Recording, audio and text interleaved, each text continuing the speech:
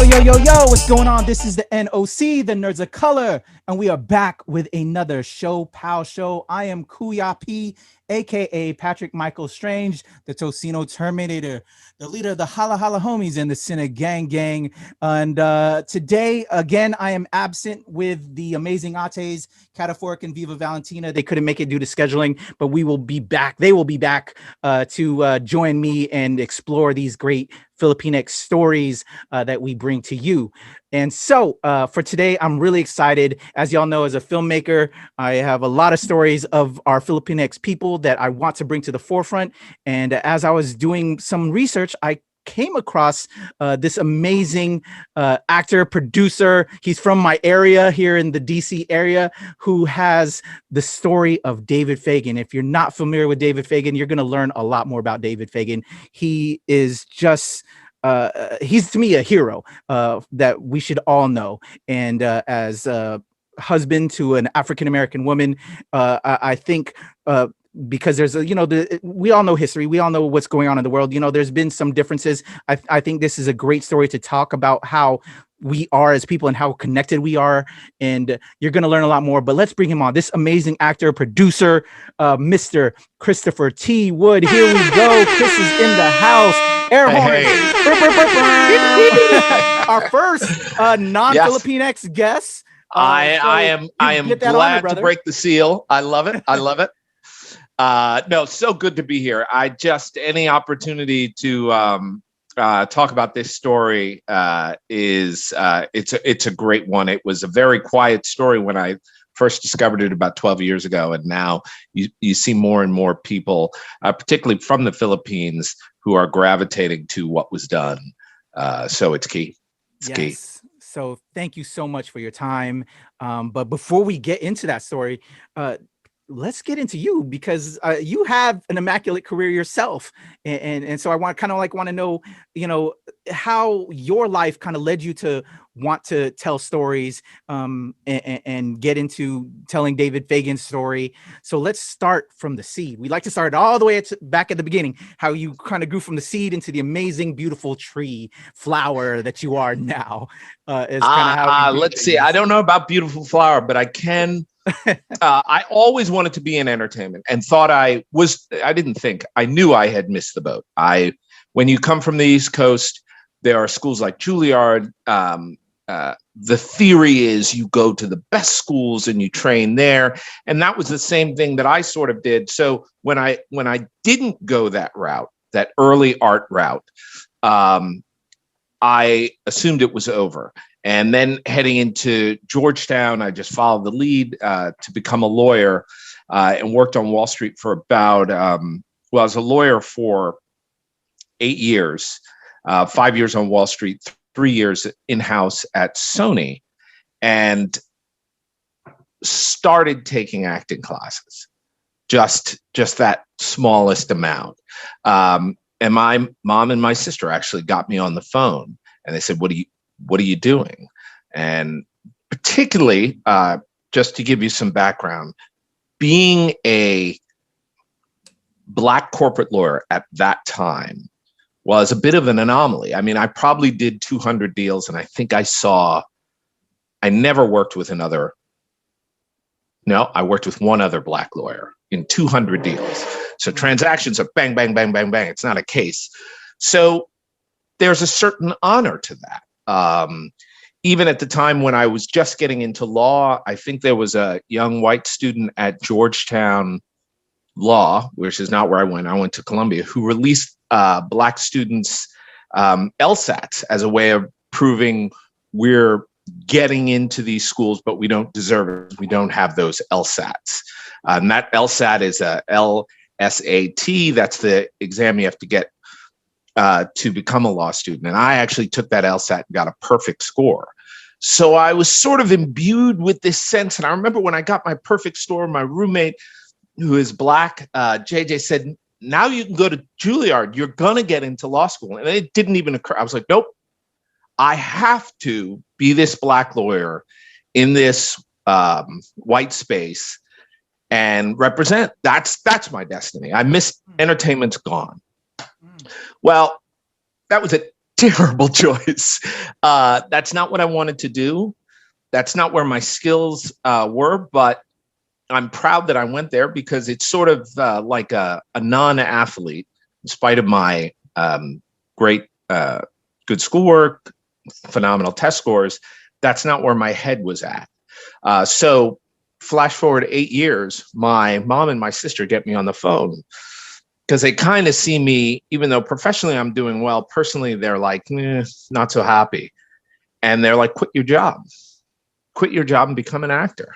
Now, like I said, I had started taking acting classes, and none of my fellow students were auditioning, making money. This was a terrible idea. And I told them so, and I was pretty angry. And also, being a lawyer was very much wrapped into my self-worth. I wanted to get married. Why isn't it, I have to be a wealthy lawyer, not an unemployed actor, in order to accomplish any of that. So I don't scream at my mom and my sister because they're my mom and my sister, but I'm pretty angry, and I slam the phone down. And by the time the noise of the phone hitting the receiver dissipates, I'm like, that's it. I'm going to be an actor.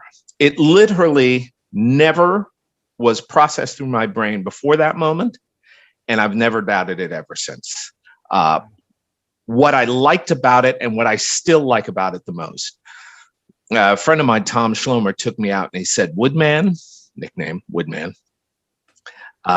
you don't understand. We've had identity all this time. We're Columbia Law, Georgetown, Brooks School, private school, that kind of thing. You shift over to being an actor, all that's gone. And you have to be comfortable looking people in the eye and saying at 33, at 34, at 35, what do I do? Kind of nothing.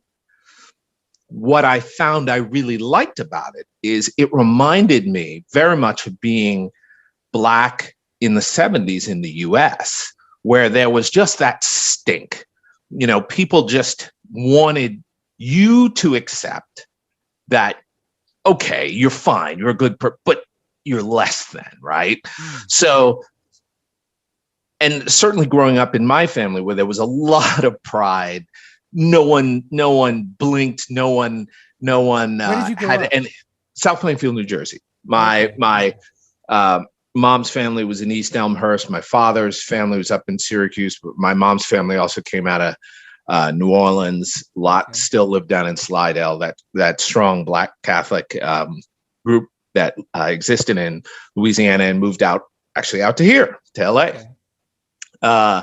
So we knew things were bad, but you didn't let it get you down. And that same stank applies to, if you're a 34-year-old guy, I'm an actor. What have you done? Nothing. Oh, and they just look at you with that sense of, how could you be willing to be so low in class? Well, if I wasn't low in class back in the 70s as a young Black kid, maybe this acting position is not as bad as everyone tries to make me feel. And that is from an acting perspective, going into an audition, that's a good base to be operating off of, because you're not concerned with what people think of you. Yeah. And you can't be. They're not hiring you to come in and worry about them. They're hiring you to come in and be whatever they thought they were bringing you in to be. Yeah. So it really served me well. And I think to a large extent, if I've had success, and I'm squarely a middle-class actor, like work pale, go to work type of thing, that's what's done it. Because I was certainly starting late, not very good looking, had a lot to learn. So all I could do was bring as much attitude and train as hard as I could to get better and better and better and better and better. Yeah. Oh, that's kind of where it came. Yeah. I got you. Wow. We kind of went full blast a little bit, but I think that's great. And then you had that support from your family. So, then with that all being said, before that, it seems like they were always supportive of you, just as long as you were happy. But then you felt just societal pressures to go to law school and not, because it seemed like you were conflicted, but society made you need to do this, and then when you discuss it with your family, they're like, no, do what you want to do, because they wanted the best for you, right? Yes, society, nothing. That was a Chris Wood mistake. That Okay. was, look, it's a reasonable mistake to make. You come out of Georgetown, so many of us are going to law school. Law school has a prestige, and it really does what acting does not. It gives you a clear identity. And if there's a big difference between the two, it's that you are, once you get into that school, you are a Columbia Law School student, then a Columbia grad, then a whatever firm you go to in whatever practice. That identity can't be overemphasized. Also, the pursuit of work, it's not like sales. I showed up every day. I sat at my desk and boom, a huge stack of documents hit. Am I working hard? Good Lord, yes. 18-hour days, 24-hour days, 48-hour 2 days. I mean, but I'm not going out and hunting that work. Someone's bringing it to me. So in one sense, it's hard, like lifting weights. But in another sense, it's easier than someone just saying, hey, you have to get in shape. Well, how? I don't know. Go figure it out. Yeah. That's what acting is. Yeah. It's close. You're constantly, and in fact, with every audition, you're making something up from whole cloth. When you go into an audition, they do not have a sense of what is right. Yeah. You're there to present it to them, and not the right choice, but you're there to pop it into their mind. Guess what you wrote in this role? Let me show you. Yeah. And you go bang. And you do that not by planning as many, in my opinion, of one beforehand, but actually having the courage and the faith, I would say, to just go in there and say, let's see what happens in this room. Yeah. It's the ultimate freestyle exercise every single time. Mm-hmm. And I will tell you the profound moment I had with one of my first auditions. It was for a commercial. So I don't really even know that. Got these experienced guys. I had literally seen them on commercials. And then there's me standing there, and there's 4 of us. And the guy running the audition says, gentlemen, there's a chicken in the room. First person to get the chicken wins. That's the instruction. Yeah. And all 3 of them start flying across the room. And that's when I said, okay, I'm if this is what this is, I'm in. I'm in. And that's the farthest thing from being a lawyer. It took me a long time to get rid of that training, because if you think, a lawyer wants to spot the issues and eliminate risk. And as an actor, you have to swim in risk. Your risk is the ocean you're looking for. Yeah. That's where you want to be. Exactly. Yep. So tell me, were there early indications? What would your parents tell us about a young Chris Wood? Were you before college, before all that, growing up? Did they see an actor in you, or what were you into? They did. That was exactly what I was into. I was doing plays, I was singing, but I don't know if this is. I can only attribute it to the East Coast, not to a West Coast education, but there's a lot of prestige in the East Coast. So you don't go into a subject until you go at the top. You train with the best. That's not art. That's being a student, in my opinion. It's great training. It's brilliant. And I don't, I've worked with those guys. They're good, but what it can convince a lot of us, certainly myself, if you're not strong enough to step up and say, hey, I want to do it. And I wasn't, it can convince you to go down a second road. My whole aim of going into corporate law was to have those established bona fides, Wall Street, in-house counsel at Sony, and then apply them to sort of that minority community of entertainers that maybe didn't have the choices of Black faces as their counsel. And it was my sister who had the guts to say, look, do you want to be in the entertainment business, or do you want to entertain? Because if you want to service the entertainment business, by all means, be a lawyer. But if this is coming from an artistic desire, you're not doing it. And you're not. And that was the ugly truth that was sort of beating me down every day. I realized you're a lawyer because you didn't have the courage to do what you wanted to do. That's it. There's no society. Your parents didn't put pressure on you. You're not married with kids. You just walked away before you even tried. So that, as I say to people there, say, oh, that was brave to leave. If you are an artist, you have to decide not to do that every morning, because you could always try. It's not about making it. It's when are you going to try?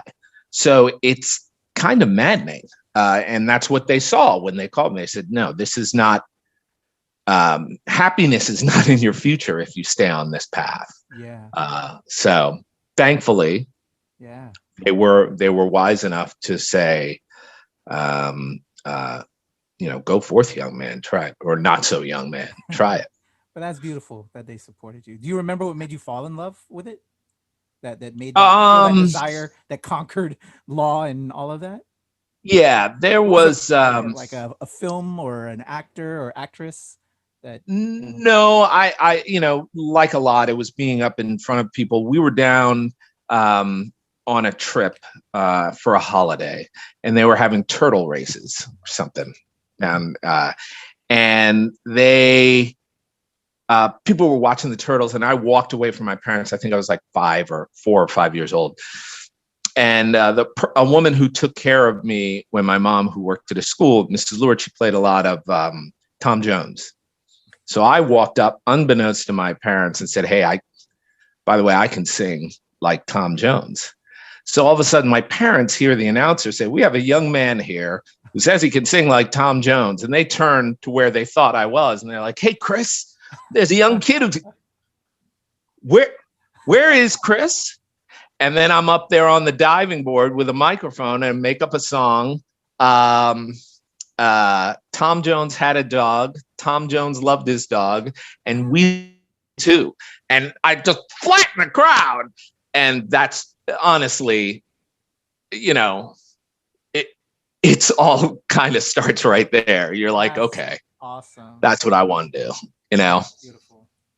That's beautiful. So excellent. And New Jersey public school system, which is where I was when I was a young kid, lots of theater, lots of different things. But even when I moved overseas in Lagos, Nigeria, and Karachi, Pakistan, there was theater, and I just never stopped loving it. I was just convinced you had to start early or you've missed the boat, go on and do something else. It's too late. And it wasn't. So what would be the most important lesson you learned while learning the craft that you would say to another young actor out there listening to this? Oh, easy. Don't quit. Yeah. 99. If you want a reason why, so-and-so didn't make it, so-and-so didn't make it, 99.9% of that answer is they left the business. That's the process. It's difficult, particularly if you crave an identity from it. You want to meet someone in a plane and say, I'm doing this, I'm doing that. But the biggest enemy for actors is leaving the business. That's what I've just seen over and over again. That's what, it seems obvious, but that's what gets in your way. And it's a shame because I think if you try and apply a normal sense of accomplishment on the acting world, you'll fail. You don't have a 9 to 5. You don't those things to as signposts of achievement. But part of the reason you get paid as well as you do for a 9 to 5 job is, on average, it's not very nice. It's not what you really like. If it is, bonus. So you have to be compensated for that.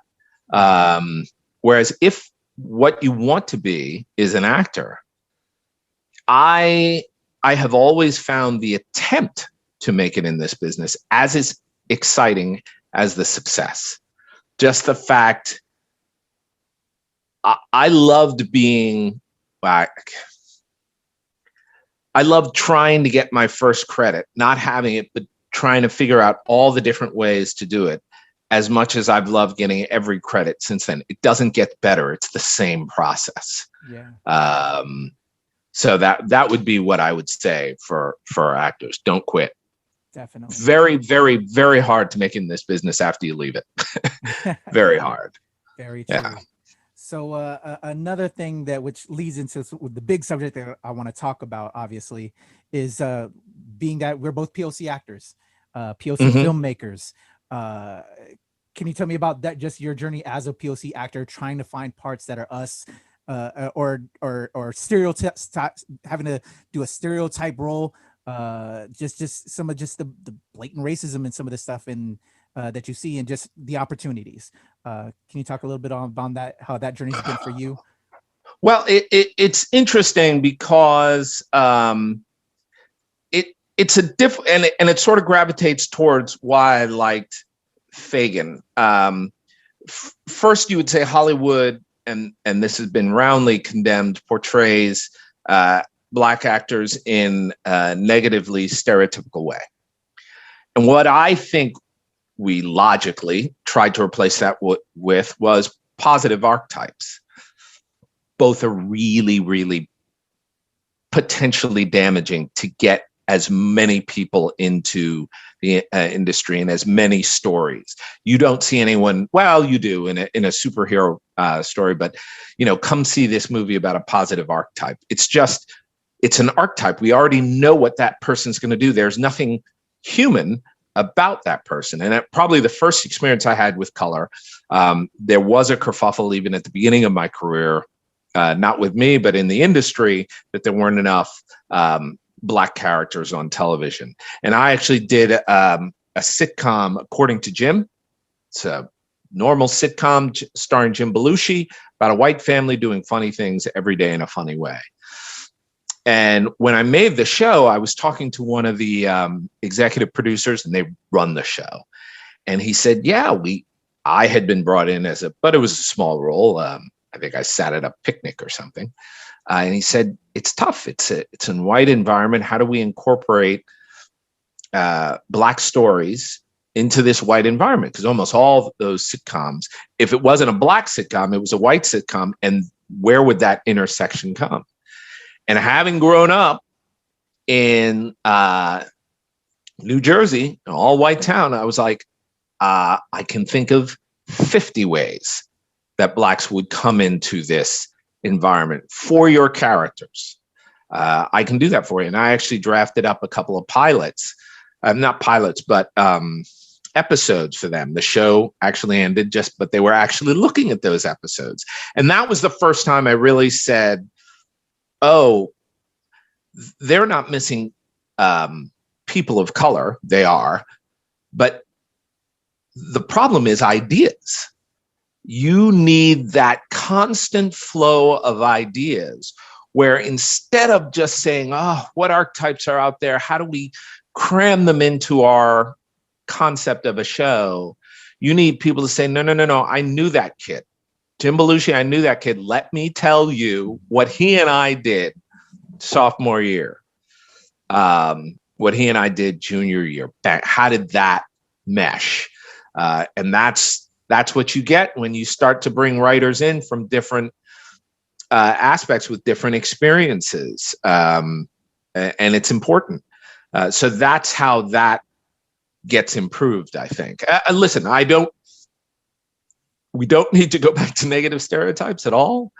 I love me a positive archetype. It's great, but you need to tell stories of people, and people of color are people first.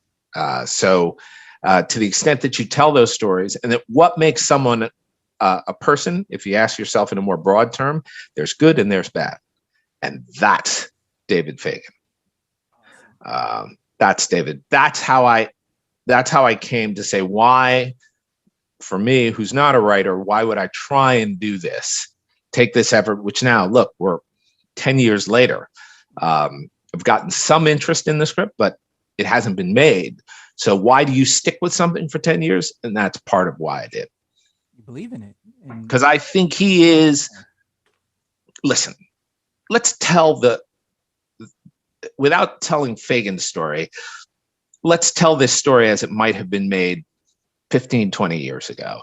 Matt Damon stars as a young recruit that goes over to the Philippines and then sees how the American troops are treating the locals and how they even did, sort of shady deals to fight against the locals.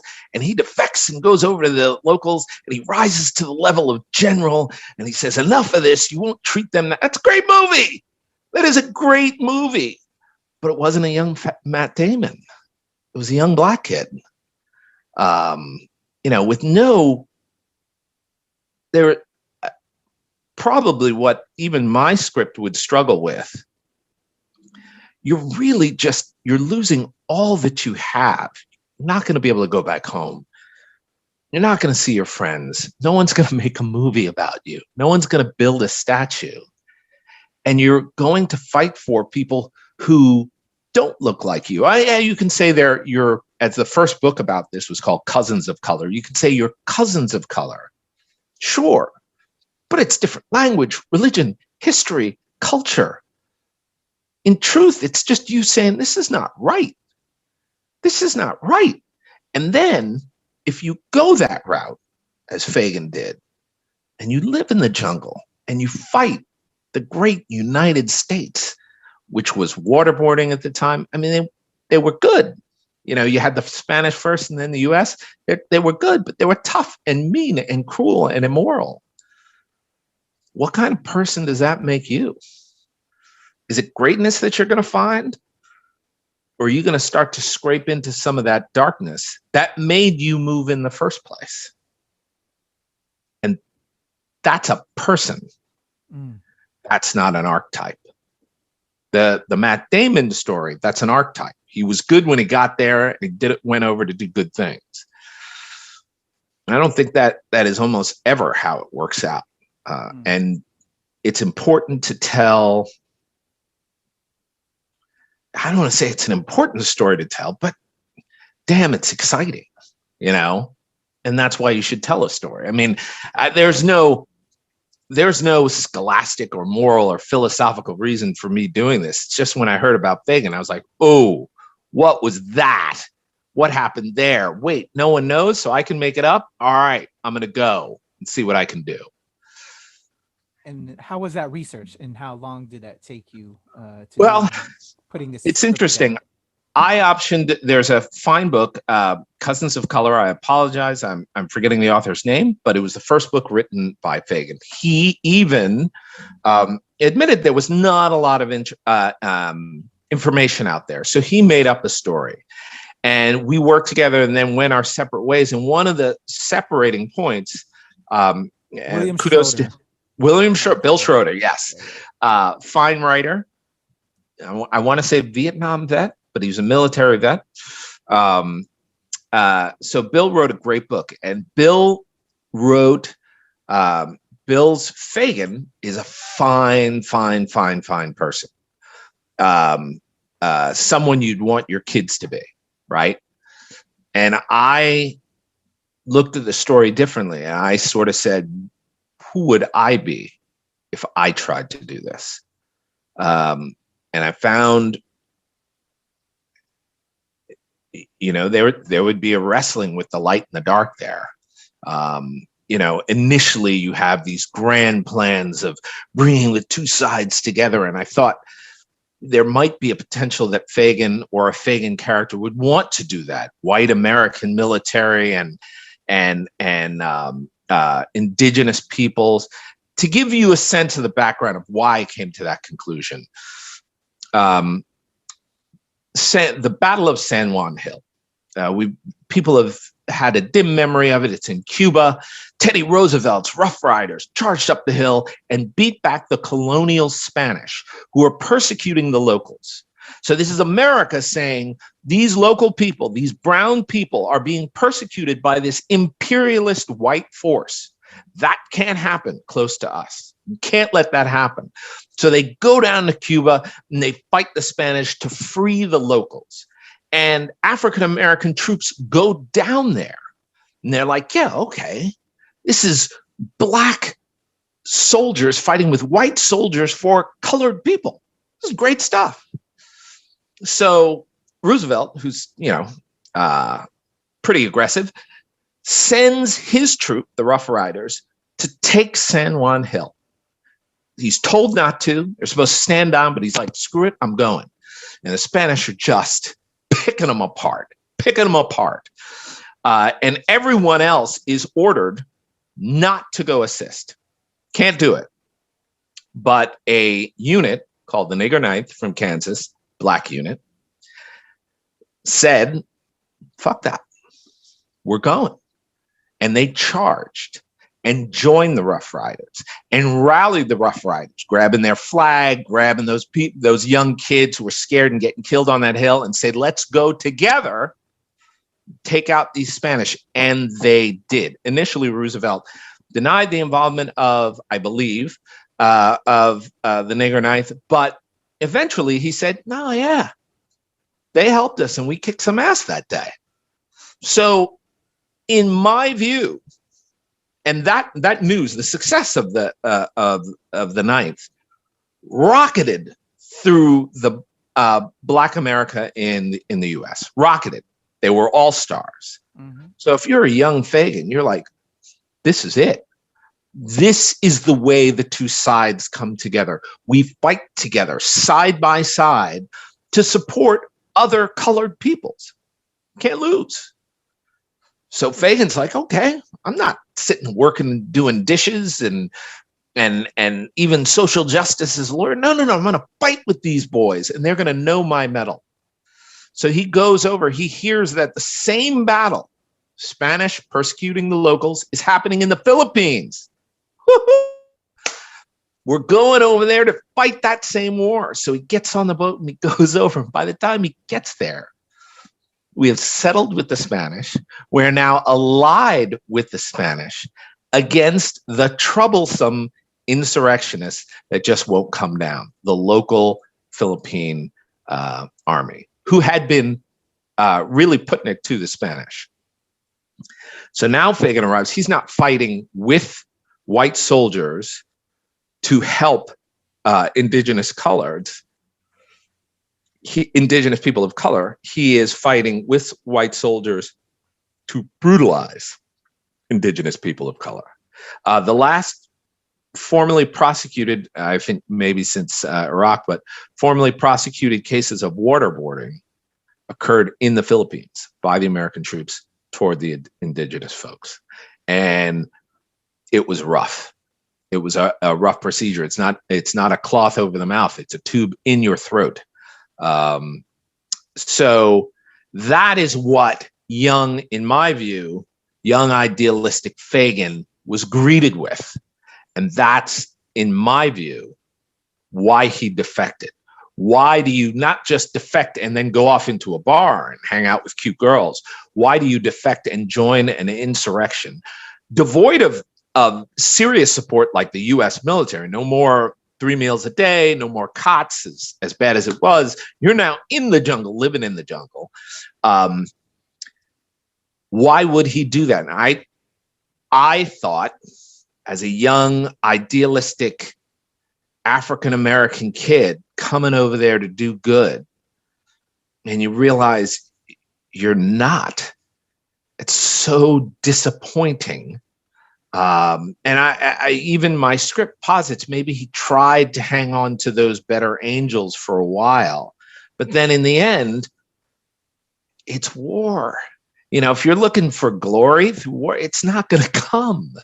Eventually, you're going to fight, and it's always going to get dirty because people are going to die to the left of you and to the right of you, people that you care about. Atrocities will be done, and eventually by you. And then who are you? Did you do anything? What if you find yourself faced with your own black unit? And now that's who you're fighting. Then what do you do? And that's what I can't, that's what I sought to put in the script. And I think it's a great story. And the reason, I mean, obviously I'm still, excited about it is because, yes, it takes David Fagan, who's an African American, but that's sort of like just an excuse to start this path that could only start there, but goes to places, frankly, we've seen this before. I mean, that's why you could cast Matt Damon doing this, because this is every young, idealistic kid's desire to be a hero. And yeah, maybe it doesn't work out that way. How many people join the police force and say, I'm going to do good? And then, first day on the job, Black Lives Matter protests. Oh no, what just hit my eye? What just happened to the person next to me? What are those people doing in that store? What decisions do I have to make? Well, we'll find out. Now we're going to find out who you are. And it's going to be hard. It's not, it's not going to be theoretical, Yeah. And that's the great difficulty with any story. And like I talked about with the audition, you don't know what you're going to do until you get in there. Your character doesn't know what he or she will do until he or she is there, and that's what's great about writing it, to see those changes. How do you hang on to that, what you thought about? And then were you right to even think those naive thoughts in the beginning? Did that make sense? That's a story. Does your script tell his entire story from life to supposed death? No, I really focus almost, we get pretty quickly on the boat to go over to the Philippines. There actually is a history out now of David Fagan that's probably the most comprehensive, that talks about him. One of the interesting things in that's not really incorporated into the film that I drafted is so the colonel that was in charge of the U.S. troops that Fagan was plaguing was Funston. And Fagan would constantly pepper him with, like, you can't catch me. You guys are fools. So honestly, if you could craft a Fagan story pretty closely to and have a young Eddie Murphy play it as well as anyone else. That's not the direction I went in, but I just wanted to stay in that pressure cooker of that. I just thought that effect of the Ninth and what they did and how famous they became in Cuba, and even me sitting 100 years later, I'm like, yeah, that's incredible that they did that. And that must have brought the two groups, because I think there's something in a lot of young African Americans where you're like, when does this end? When do we come together? What will move us together? So you're out there grasping at imaginary straws or perceived straws. And I think that would have inspired him to try and do something. And when you're young and disappointed like that, woo, you're a dangerous human being. Dangerous human. Okay. So so we're still trying to make this first film yes. Hopefully happen. If it were to be successful, and because since you don't go into the rest of his story, would you want to tell that as well? Do you have your perception of that? Like, he was, I think there was one book that I saw when I was doing my research as well, Traitor. I think it was actually titled Traitor in regards to him. And I don't see him that way, but I'm a POC, it was written by a white man, so that's how they're going to framework him, Yeah. So well, it's very interesting because I think it's Cousins of Color that actually sort of attacks that very idea. And Bill Schroeder's perspective, I believe, if I'm remembering this right, and I've read it long ago, that his one of his opening sequences in his book is that someone comes across a Black American veteran in the Philippines, living not as a hermit, but, living the life you might be living if you had done what Fagin did. And the environment is covered in American paraphernalia. So in that sense, the interesting story would be after the battle, after the insurrection ends. What do you do? You're now this military veteran of a failed effort. I mean, one of the things that I found interesting was look at the complexity, and I don't have the knowledge of this at all, but of Aguinaldo. Aguinaldo ran that insurrection. Then he said, you know what? Okay, we're going to try and get to the next political level. It's my understanding that in World War II, he was part of a political party in the Philippines that supported the Japanese, because they were like, the Americans. No. We've been to war with those guys. They brutalized us. Not saying the Japanese are great, but I may not know the Japanese. I do know the Americans. So that same complexity that Aguinaldo felt of what do you do when you are what is the story and the effort of a failed revolutionary? That's a story with a different tone, particularly one like Fagin, notwithstanding the ethnic group, the Negritos in the Philippines, who ethnically would have stood out in the Philippines quite easily. So that's a quieter, more contemplative view of who do you become when you have to move or are moved away from being the angry young man. Oh, okay. Because I mean, I don't think he ever came back to the U.S. Interestingly, there are, not to get super geek out, but I guess this is the right show to do it. I was a big fan of the Loch Ness, right? Yeah. And I studied the Loch Ness. Anything that said Loch Ness, I read it. And one of the interesting books that I came across was along that parallel of the planet. There were in deep lakes, they all seem to have a story of a similar amphibian creature. So it could be, it was the fish that grew in those kind of lakes.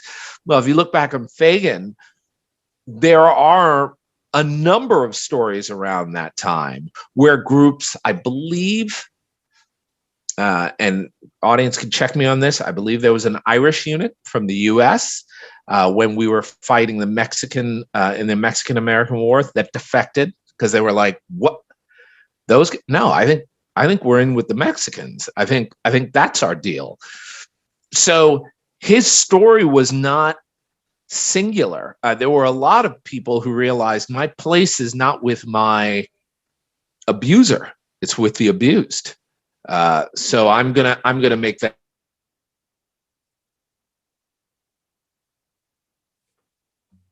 perspective of having the comfort of our phones and our homes,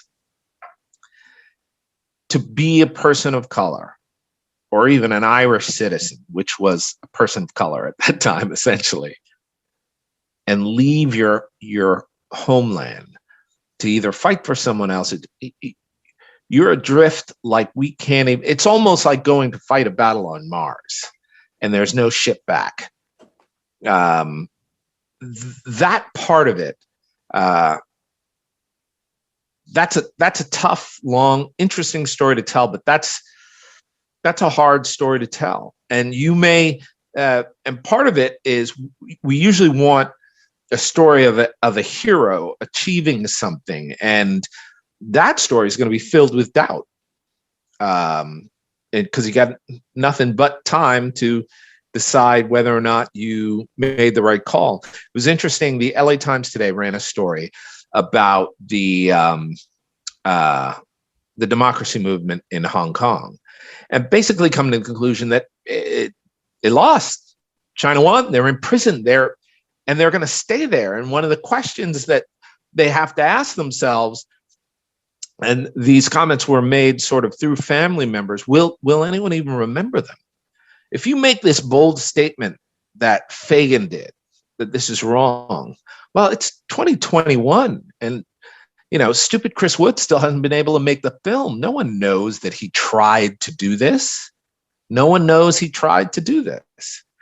I remember a similar story that affected me when I was a kid. It was in a comic book. I cannot remember which one, but there was a great menace facing the earth, as there always is. And he was fighting whatever superhero that was the subject of the comic book. And he said, the only reason I'll spare this planet is if someone opens this magic box that I've hidden. And the reason he thought that was notable was because if you open the magic box, you will die. So basically, if someone is willing to give their life for your stupid little planet, your third rock from the sun, you know what? I'm gonna let you go. And it's actually a black character, a scientist, who does it and dies. The gas comes out and it kills him. And the guy is just astounded. He's like, look, someone's willing to give their life for you guys, okay. And I think that, but it's a quiet story. No one knew about that guy. There's no flame pyre where this one person saved planet Earth. And that's a comic book story. But if you look at, say, what we saw in Chernobyl, one of the lead scientists involved, he commits suicide, and that's what forced the Russian government to really take care of the damage that was there. Otherwise, this is literally one guy commits suicide, and very well. When I say save the planet, I don't mean the oceans were getting dirtier. I mean, it was all over. One guy. Got a movie after him, but he doesn't know that. That's a quiet, ferocious, courageous decision for which you will receive no thanks. And that's probably the most difficult and painful thing. And it happens tens of thousands of times all around the country, all around the world, that we don't hear of. We hear of Hong Kong, but isn't Belarus is getting its butt kicked right now? There's I don't know how many people in prison. That's the problem. So that's why I think if there is a social good to highlighting these tales, it's because to a certain extent it sets our moral narrative. If we bond with it, if my story is compelling, if young kids of all colors say, man, I want to be Fagin, then potentially you are giving people the moral ammunition to do the right thing in very difficult circumstances. The nigger ninth charging San Juan Hill passed that energy in my story to David Fagin. And maybe if I can get his story out, that energy goes on. Because let me tell you something. That's the energy when you want to squash a country, when you are a Putin, you want to step all over that. You want to step all over that. Don't even let it show its face. You put Navalny in prison. That's why, to a certain extent, Navalny came back and says, you're going to have to do that to me. So, and it's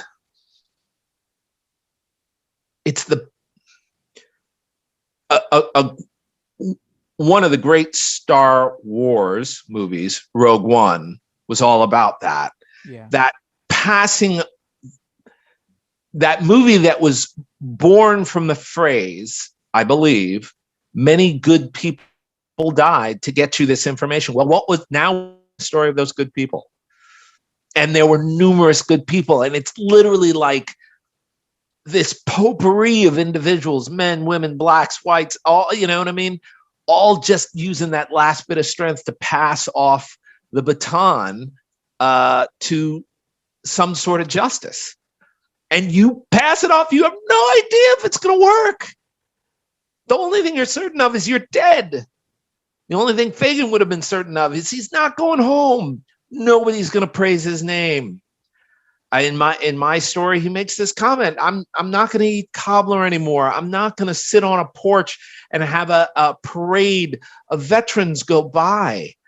None of those dreams, none of the reasons that I came here, or the benefits of doing this, are going to flow my way. I'm going to have to muck it out in the jungle with a group of people that, I got some friends now, but insurrection's over. A lot of my friends are dead. Like, a lot of my friends are dead. What am I doing? And also, Fagin has the added difficulty of, wait, what did I do? What did I become to accomplish this? And did I just learn that, and this is sort of my perspective, war is not the place to plant your flag of greatness. You're going to be disappointed, So, wow, that's kind of what I'm looking for. We need this story. It's a tale of. I think so. Yeah. If people didn't understand, who are listening to this, watching this, didn't just get that, you must be deaf or something. I don't know. Something's wrong with you. That's why it's so important that, for myself, like why I want to, I had that story in mind as well as one of the stories I wanted to tell, and then coming across you putting together your story to tell, and just why it's so important. Just sacrifice, to me, the ultimate good. Can you tell us a little bit about how, and you kind of did it and I think I saw in the sort of semi trailer you put together, where you're like in a pitch office trying to make it happen. Can you talk about how that has been trying to get this been made, and and now going on 10 years, you said, to make this happen? Well, so here's the thing. You would love to have a story of me, not you, but one would love to have a story, and certainly if I were crafting a comedy, I would love it, of my black self walking into these all white pitch rooms and them going, just like I have in that trailer. Does he have to be black? Does he have that would be phenomenal and empowering and funny, and we all know that narrative. That's not what happened. The first time I got this into the hands of a development exec, a powerful development exec at Sony, he was like, this is genius. And here's where, love him or hate him, film producers like Tyler Perry, that have gotten a lot of black actors out there. Why is that important? You say, oh, we just need more black actors. That doesn't do anything. When I first came up with Fagin, Fagin's a 22-year-old guy. The actor you want a young black Matt Damon. That's what you want, young black Matt Damon. If this were a white character, we would be choosing. A casting director would say, okay, I got a list of 100 guys that could play this role, that are the new next Matt Damon, right? That's if you want a white character. But when people thought of Fagin from a black character, it's like, well, we need a young Will Smith. That didn't exist. Will Smith was older at that time. And that young crew, in terms of, obviously there were actors that were capable of doing it, no question whatsoever. But actors that had names that just popped into your head. I remember driving down La Brea in Hollywood and looking up at an actor that I love from The Wire. And I was like, that's him. But even myself, I was a black actor. If you said, okay, you've got one, now name 20 others so we can have an audition section. Now, I'm not saying a casting director might have been able to do that, but at that point in time, someone with a green light a movie established record, no. Now, totally different story. Totally different story. The average kid in Iowa could come up with 8 or 9. The average white kid in Iowa could come up with 8 or 9 actors for this role. Now they're like, oh, why don't you try boom, boom, boom, boom, boom, boom, and boom. So what is the legacy of that laborious push? that so many people of color have gone through to get more people of color on screen doing their thing. Why does that matter? Because now when you think about telling a story like this, you're not mentioning, although there'd be a great role for Matt Damon in here, great role. You're not saying a young Matt Damon. You have those archetypes. There are great, there's Fagin operates in the insurgency. He is surrounded by Philippine insurgents, which means you need Philippine actors, and preferably Philippine actors where someone says, as I hope they say about me, one guy, oh, that guy, I know it's that guy. And that's, and I was so clueless about Philippine actors. I remember when I would describe Aguinaldo, I would say, oh yeah, a young Raul Julia. Not Phil, but that was my sense of stature with, so that changes the more you see people again and again and again in these new roles. There's a great new sitcom out now that I was just up for, The United States of Al. And it's starring this young kid. That's everyone assumes the world they live in is normal. We all do. It's normal. When I grew up in a normal town. I did normal things. So whatever you see, you really set down the law that it's there for a reason, and whatever you don't see doesn't need to be seen. And you draw that conclusion. It can be very hard. You can draw a very hard conclusion along those lines. And it's tough to snap out of.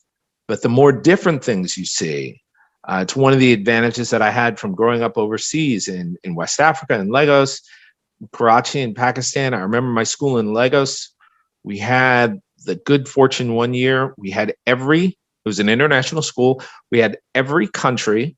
This was a temporary moment of achievement because things change all the time, but we had every country on the planet represented at the school, I believe, because we had a little parade. Everyone held their flag. That changes you. Okay. They're kids from Syria and Yemen. Kids come from Syria and Yemen, and they like this and they like that. They feel about their moms and dads this way and that way. So Fagin, the story, while not having been made yet, it's just a traditional hero's journey. But now, because of all the efforts, just to get faces of people of color on screen, now it's possible for you to see it. And it's not just, it's beyond, we shouldn't always depict, as we did in the 70s, perhaps, blacks as criminals or reformed criminals. They can be doctors too. It's more than that. You need to see that humanity. Danny Glover, the African-American Danny Glover, did a movie, has to be a quarter century ago, I would guess. And it blew me away when I saw the movie poster of it. And the reason it blew me away, I think he was coming off of Lethal Weapon. So he had fame. He was big time. But this movie poster had Danny Glover and his just quietly evil eyes. And he was holding a deck of cards like you'd hold a poker hand. And on the faces of the cards were his family members, all black. And the story was he was just this manipulative guy going back to his family to screw at these people. And I was like, that's amazing. Here's this black evil character preying on his family in an interpersonal way. You just didn't see it. Again, we're coming from the lands of archetype. That's not an archetype, really. That's people screwing with people. And Danny Glover, because he had gotten the role, he was able to bring eyeballs, and that film gets made. They don't, in Hollywood, for a film like that, you don't just put out an audition and pick the best actor. You never do. You need someone who can sit on that poster and bring eyeballs to it. Not saying that Danny Glover is not a great actor. He is, but part of it was all the achievement, all that cultural weight and entertainment weight that he could bring to it. So then, boom, you can get it made. And I thought that was phenomenal. And I don't think I have seen a Black character. I'm probably getting this wrong, and I hope your listeners write in. That was that Machiavellian in a mainstream picture until, strangely enough, the show 24, where the president was Black and his wife was constantly like a knife in both hands, you know, working the work in the back room for the benefit of her husband's career. And that sort of, because, you know, that sort of Machiavellian portrayal of an African-American woman, I mean, yes, it's great to see a sassy African-American woman who doesn't take guff. That's one character. Then you need all the rest. And when you see these actors and actresses able to portray those roles, that's what enables creatives to be able to make a Fagin, and more importantly, to be excited about making a Fagin, because they're like, oh yeah, okay, so now we're gonna do, and we're not just doing a retread, we're doing something new. It's an old story, but it's something new. So, man, see, this is why I want this. I want this so bad. Well, and it's interesting. We will actually be doing, and I'll send you the information. We'll be doing a reading of the script online. Wow. Yeah, I love that. Please do. This month, my friend Peter Fanone, actor out in New York, I had him do his folks do a reading of a play of mine, The Capture and Killing of the Notorious Rebel Black Jesus, and they just killed it. Acting online is a different beast, as you are aware. Oh, yeah. And they were young enough, and they really made it pop. So I went back to him and I said, you know, I had reworked the script of Fagin, gotten some great advice from my writing group. Always join a good writing group that doesn't tear you down, but gives you good advice. And I really thought it was an outstanding script. Even though it was great, it was a great story. And I wrote a decent script. It was now a great script with a great story. And I said, well, what can I do? And he was like, let's put it up.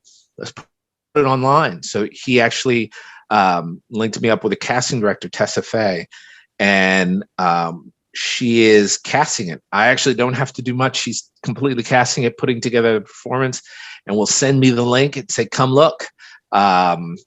So it was great. My only contribution, I did run into online Philippine actor, and he started funneling, because we have we have Aguinaldo. Someone has to be casted as Aguinaldo. There's Clarita, there's generals, there's people that need to play. And interestingly, and I haven't discussed it with her, but I have done a reading of this before at Tuesdays at 9. There's a lot of Tagalog Spanish. And because of the way the story is, I think it might be wise just to have people read it in Spanish or Tagalog. I think you'll get it. You know, like when the general tells Fagin he's useless in Tagalog, you'll get it. You know, you don't need a translation below you. So it would be interesting to hear those languages, because obviously it would be subtitled in the film. So you're really getting a sense of what you will be seeing. And now with Netflix and people getting so used to subtitles, it's very tough to do the standard, oh, it's a foreign language, let's hire all Brits to play the Philippine actors. You know, you can't really pull that off that way. And I want to hear that language. And also that interplay between, when do your Philippine actors stop speaking Spanish and start speaking Tagalog? What does that imply? And I think it does say something. So that's kind of the experience. So this is where we're at right now, currently, with the script is this Yes, upcoming. we're doing that. We're doing this big reading. It's my scripts are pretty disciplined, so it's coming in at 103. But remember, you're hearing it's going to be a reading, so I need to hear all the descriptions, so that's something, and also particularly the way I write that description.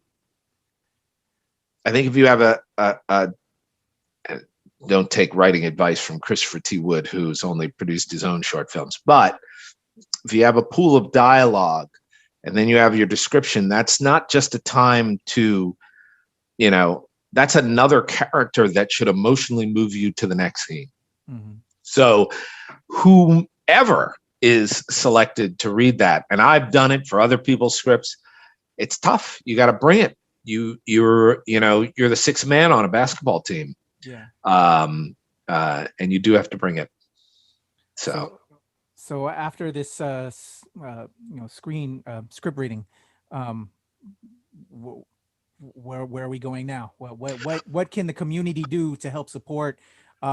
It's basically what also kind of led me to you as well. Like, so I've kind of, had this story as well in my head, and with Raya recently, Raya the Last Dragon, mm-hmm. Disney animated film that recently was put out. I don't know if you're aware of some of like the background on that. Not at all. It was initially cast to be like our first Filipino Disney princess. Mm-hmm. And then all of a sudden they changed it to Kelly Marie Tran, who's also of Southeast Asian descent, but she's not Filipino. And, so there's supposed to be a lot of these Philippine elements in there, but yeah, so they kind of like went away from that. There's some Southeast Asian representation. However, there's not really enough. And there's like this thing in the Asian community where, we all support each other, but what about Southeast Asians when it's always the East Asians getting more of that representation in those roles? Mm-hmm. So with that being said, we're supporting Raya the Last Dragon. It's an amazing film, but from me as a Filipino filmmaker, we started up this new group to talk about Southeast Asian representation, how we can build up our community, because it kind of, we have to start within. We have to get into those leadership roles. We have to, be some of the financiers, because, they're not going to give it to us. White people that, have more of that control, it's not going to come. We have to, kind of make it for ourselves. And I brought up actually the David Fagan story, and I brought up you because I came across your story. And so I'm like, hey, we need to support this guy. And so that just leads me to again, what can we do? Because I, as a filmmaker, want to see these stories. I want to see Southeast Asian playing Southeast Asian characters, and having that happen. And so I think, well, it's two things. I think continue to promote, and it's really good. Continue to promote Philippine stories, because that's. And I think African Americans, certainly African Americans like myself, what did I try and do? I tried to become a lawyer and work on the inside. And I was in-house counsel at Sony. I was on the inside. I wouldn't have done anything for anybody there. I would have worked from 9 to 5 and gone home and watched Seinfeld reruns. That would have been my contribution to the Black community. And I was Black and in the job, but that's where it ends. It really is the creation of ideas. Since none of us are wealthy, we start with small ideas. And even if you are wealthy, start with small ideas and promote them out. For me, if you're doing a Philippine story, the best thing you could do for Fagan is talk about your story and then just say, and there are other stories, Fagan. I'd love to be in that pool. As it becomes ubiquitous, as we go from Chris Wood, who could mention David Fagan to anybody and no one would have heard it, to now where I say Fagan, they're like, oh yeah, now yeah, I think I've come up with that. As that word gets out, if you want, Hollywood, I think, moves very late. So the burn needs to be Like, for instance, if I do this reading, and there's a great response, and the studios, as they probably won't, don't come calling, you get small and you produce smaller versions of, and you get the word out of the story. So maybe it's not my story that makes it. Maybe it's another story, something that uses this character. My story never goes away. You know, we had good reception at a couple studios, I think, that looked at the script. They liked it. Now it's back. You know, it doesn't die. That's not an unusual Hollywood story. Hollywood sort of has to catch up to this. But the most important thing is for all of us as creators is to keep leading the path. Never look for Hollywood to lead. Point. It would be interesting to find out the genesis of that Danny Glover story. I guarantee you there's a big kerfuffle, and this is, I really don't see a black family doing this kind of manipulative stuff. Maybe we could recast. I guarantee you someone pushed for that. Someone pushed for it, and it seems, why do you have to push it? Probably was a mid-budget film. It didn't have a lot of explosions. But that's how it gets done, by telling our stories. And if you can't tell them big, tell them small, because the death is by 1,000 cuts, not by 500 or 2. So that's really where we have to stand. And you keep creating. Don't let the fear or what you haven't seen say, well, you never see, so therefore, no, just keep creating. I mean, I know that sounds a little bit ephemeral and not, but I'm telling you, if you got a Philippine-American genius at the head of production of Sony,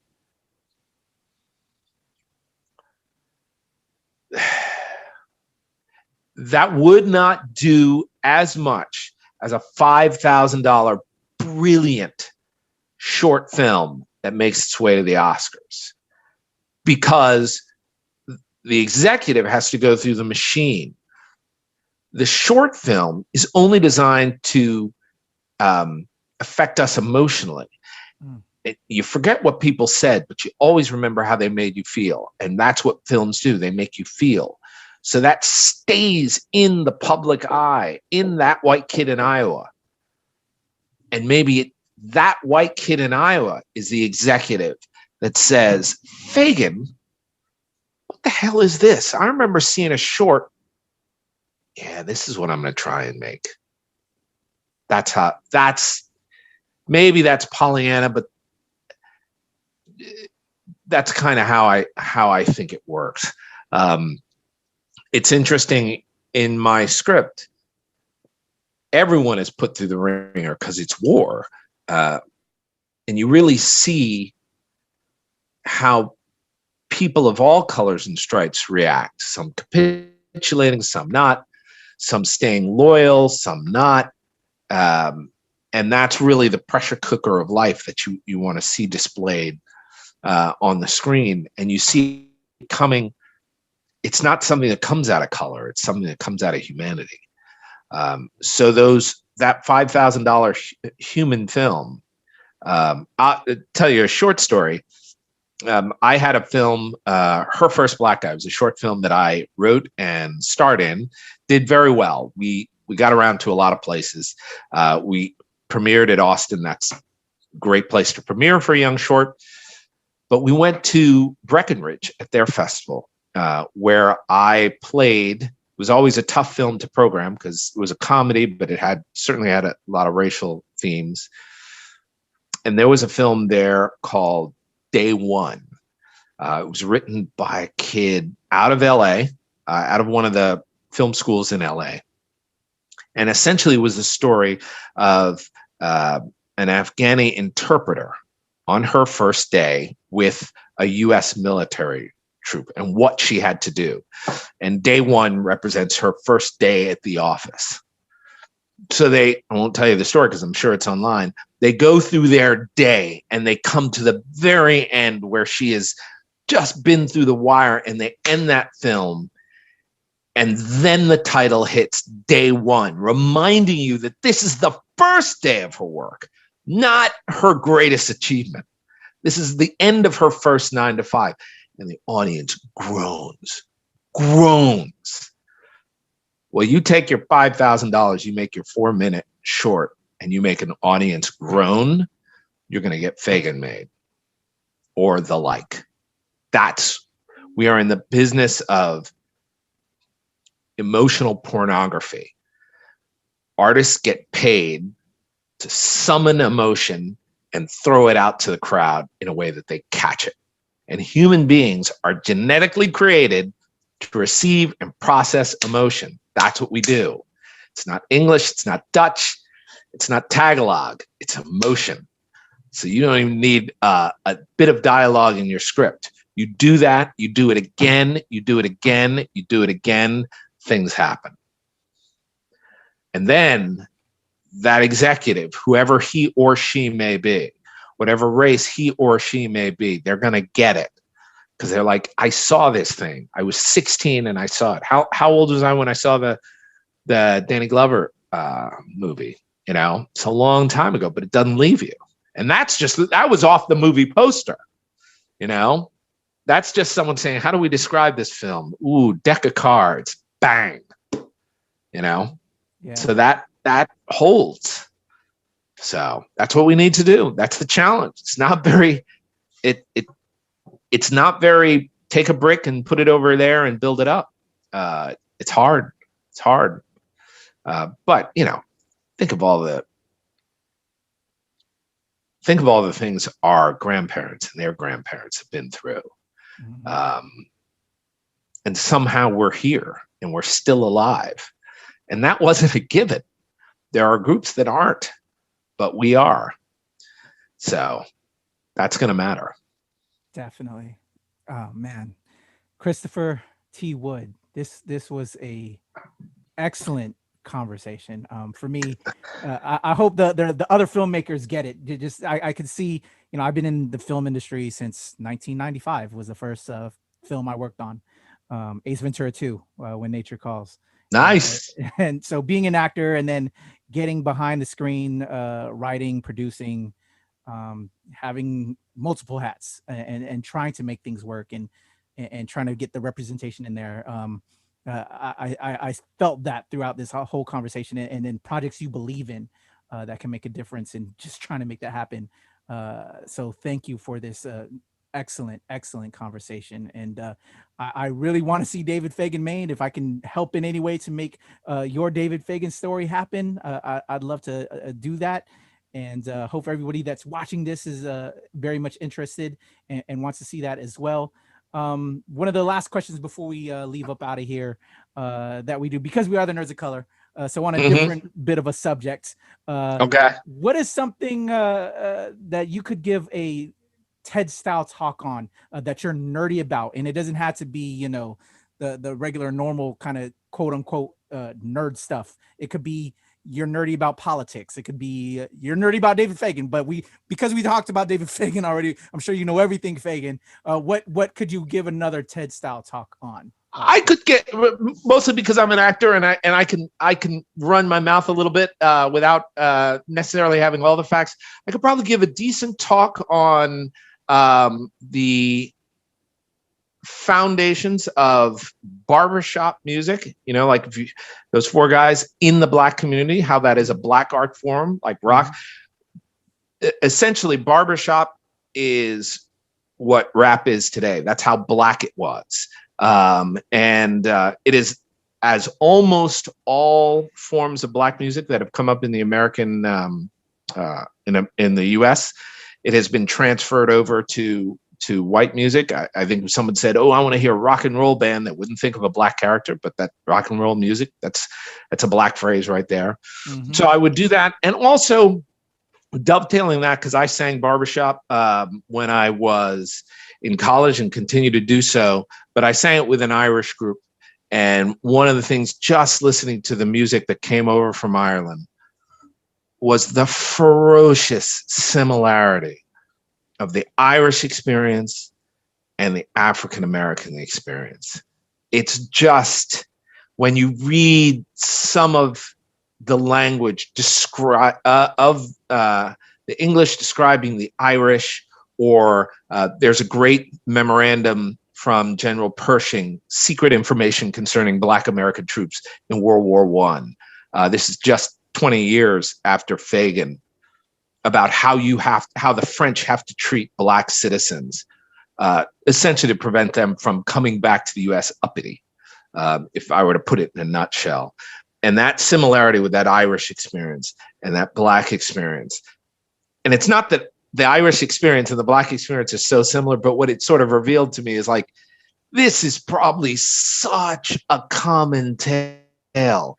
You probably can't go to any piece of land and go back in the history and not see the same thing. There was always a group that was going to be called shiftless and untrustworthy.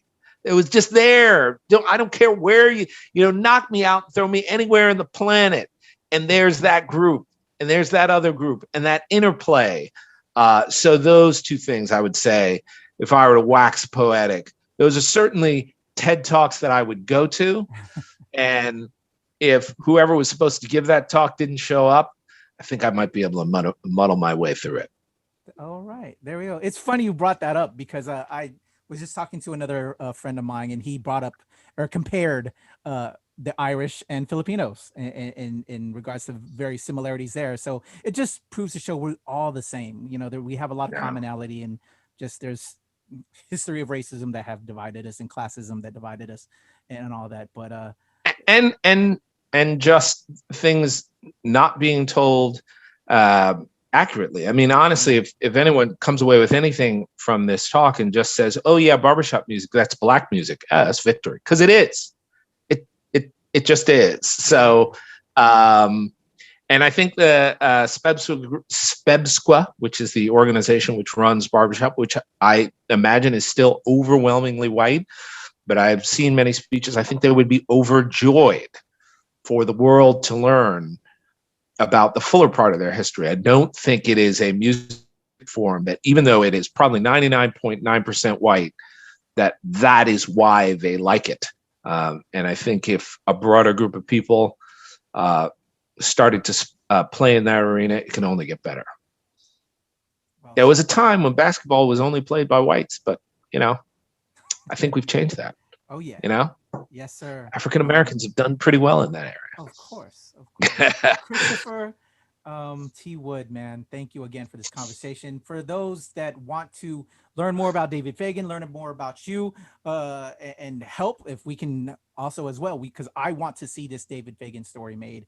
How can they reach out to you? If we could tell them some of your socials, I will have the information in the description below as well, so you can reach out to Chris. But if you could just as well state for audio podcasts that this. See, I am. You can reach out to me on Twitter is the easiest way. I'm CT Wood 137 on Twitter. At CT Wood 137. So also I'll be putting that sort of sizzle reel that I created to promote Fagin. I think that it really sort of says my theory of what the film should be about in hopefully a reasonably humorous way, because I get to play the producer who doesn't want to make the film. And I thought that was the only way really to describe that, to have a Black character giving the myriad of reasons of why this was just a terrible idea, and a white agent trying to get me to change my mind. Yeah, that was comical when I saw it. Yeah, it was good. My good friend Paul Haitkin, who also starred in another short film that I made, he's just genius, really good, and he plays the young agent. And I was actually impressed. I looked at that again, that it still holds, that its message is not like, oh, well, maybe I need to update this. Well, at least my old self thinks it holds, so we'll find out. But if you want to click on it, that's always good. The more that 2-minute piece gets out there, the easier it is for us to say, hey, make Fagin, oh yeah, I've heard about that. That's the thing that the white guy tried to convince the Black guy to make. Let's make that happen. Let's make that happen. For the Filipinos that are watching this, that, you know, and that's our story. Again, that's why I want to have this done. We have such that tie within this. Let's make that happen. Thank you, Chris, again, so much. Really appreciate you for coming on, joining me.